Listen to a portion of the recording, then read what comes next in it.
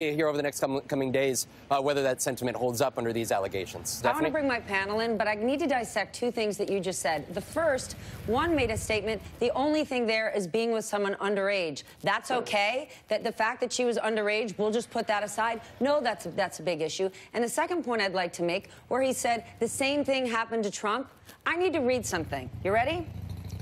I did try and F her. She was married. I moved in on her like a bitch. I couldn't get there, and she was married. Then all of a sudden, I see her. Now she's got these big, phony tits and everything. She totally changed her look. I've got to get some Tic Tacs just in case I start kissing her. You know, I'm automatically attracted to beautiful. I just start kissing them. It's like a magnet. Just kiss. I don't even wait. And when you're a star, they let you do it. You can do anything. And you know the next line, grab them by the blank. No one did that to President Trump. Those are his words. I want to bring in my panel. Jason Johnson, he's a politics editor at TheRoot.com and a professor at Morgan State University and an MSNBC political contributor. Matt Welch is an editor-at-large at Reason, a libertarian monthly magazine. And my friend Steve Kornacki, an MSNBC national political correspondent. I got to start with you, Matt. Here's what blows my mind. Roy Moore and his squad are raising money off of this. Sure. What goes on in the great state of Alabama? Every single day that Roy Moore is still in the news and still isn't resigning is a really, really bad day for the National Republican Party here, precisely because of all of those quotes we just read from the Alabama Republicans who are supporting them. Everyone else in the country is reading this and saying, you can't be serious, that there's nothing immoral about hitting on a 14, not just hitting on a 14-year-old. The only issue is that she was underage. Yeah. What? No, the only issue is you put your arm around her and said, hey, Ma, go in the courthouse here. I'll watch her for you. It's going to be cool. He met her at a custody hearing. At a custody hearing. So the Republican Party, as Steve is, I'm sure, about to tell you, they're already wearing Donald Trump very badly this week. It wasn't a good week everywhere. People are running against Donald Trump. So Democrats are going to be running everywhere, not just in Alabama, and we'll see whether they win or not, but everywhere against Roy Moore. The Republican Party right now is a party that doesn't have room for someone like Jeff Flake, who's a very decent guy. He's a traditional Republican. He's interested in fiscal conservatism. He's pro-immigration. No, we don't like him, but we like this culture war, lawless troll, which Roy Moore has been his whole life, even before he was heavily petting 14-year-olds in the woods. But explain to me why this argument works. I heard Steve Bannon go after Jeff Flake, saying, please, he's a guy who let an unlimited amount of immigrants in. There was never an unlimited amount of immigrants, A. And B, Steve Bannon made the same point that we heard earlier. The same thing happened to Trump with the Access Hollywood tape as happening to Roy Moore. What happened to President Trump was true. Right. He just won in spite of that, despite that. Nothing happened to President Trump other than he got elected. He assaulted women. Remember, we keep forgetting, his first wife accused him of assaulting her. But here's the other thing that gets me. Earlier this year, you had the governor of Alabama step down for having an affair. I mean, he literally stepped down for having an affair. So apparently, having an affair with a 40-something-year-old woman as an adult, that costs you your job. But trolling for dates at custody hearings in the 70s is something that people will defend you for. As a DA, is something that people will defend you for. It is disgusting. I will tell you this. I was talking to one of our Root reporters who's actually based in Alabama. I said, look, what are you hearing about this? He's like, people down there, they're still going to vote for him. They're still going to support the guy. The only way that Doug Jones ends up possibly making this competitive is if the large turnout that you saw for Democrats in places like Birmingham with some of those upset elections ends up changing the dynamic. More likely than not, the Republicans now have Jan Ford, and they're going to have this guy. He's not going to drop out, so walk me through the politics there.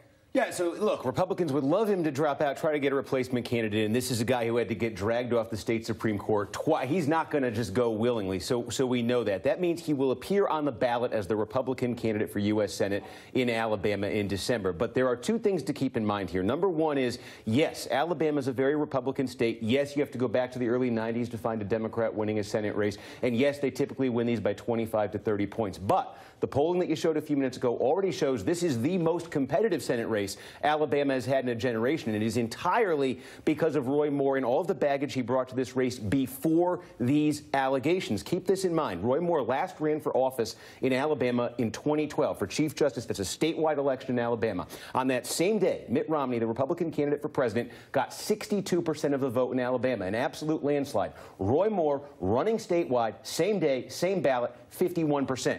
He barely got a majority, and he barely won that job, and that's because of all of the baggage he brought before this. So I would say it is very possible in a special election for the U.S. Senate. Now, I know a federal office is different than a statewide office like Chief Justice, but I would say it's very possible that Doug Jones, the Democrat, could beat Roy Moore on the strength, if you want to say strength, of these allegations coming out against Roy Moore now, just given all of the baggage he brought before this. It's certainly possible, given all of the dynamics he just put out there we had in the field in Alabama, that Moore could survive. But he does not have, I think, as much of a margin for error by far as a Republican typically does in Alabama. And here's the other wild card to keep in mind. You had all those quotes from Republican senators. The one that jumps out at me and the one we're waiting to hear more from is Luther Strange, the appointed incumbent senator in Alabama who lost the Republican runoff. And he said, "I'm disgusted by this, and I will have more to say." And the question here is this. When he has more to say, is he going to say, Republicans, if you're as disgusted as me, you write my name in December? And if he steps forward and says that, and that is a live possibility right now, if he steps forward and says that, that changes the math completely. I do not believe Luther Strange would win as a write-in candidate because probably half the Republican Party is going to vote for Moore anyway. But would he split the Republican Party in a way that alters the math and allows the Democrat to win the race? I think that would be very possible if he steps forward and does that. Okay, but am I wrong then? I realize you're saying let's just focus on the race. Am I wrong to try to really look at this? On one hand, you have people saying if. On the other, you've got defenders in Alabama who have actually said, well, look at the Bible. Joseph was a grown man, and Mary was a teenager. Well, last I checked, she was a virgin. It was divine intervention, immaculate conception. That is a ridiculous claim, and it's actually a massive insult to people of faith.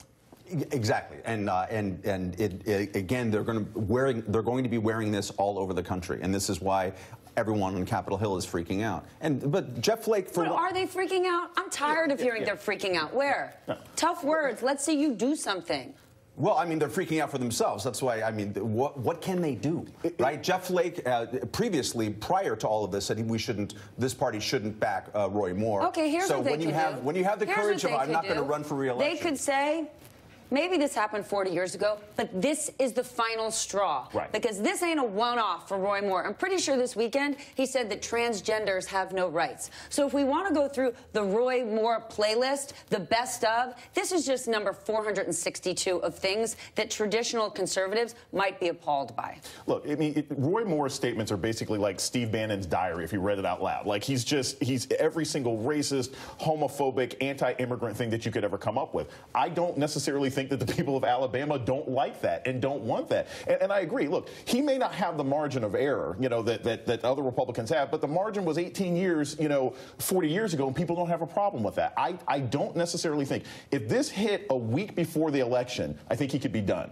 I don't think with 33 days where he's going to have explanations, he's going to have people defending him if he's necessarily going to lose the race. And here's the degrading math. It's 52-48 in the Senate. Those Senate Republicans, including some of the people that we saw, Mike Lee, was going to host a fundraiser for Roy Moore. Mike Lee, a constitutional conservative, Roy Moore, a lawless jurist, was going to host a fundraiser with Rand Paul on it because they're all obsessed with maintaining that majority so that they can get their judges. This is a degradation of their own sense of responsibility. And I'm tired of the argument. How about your daughters? How about your humanity?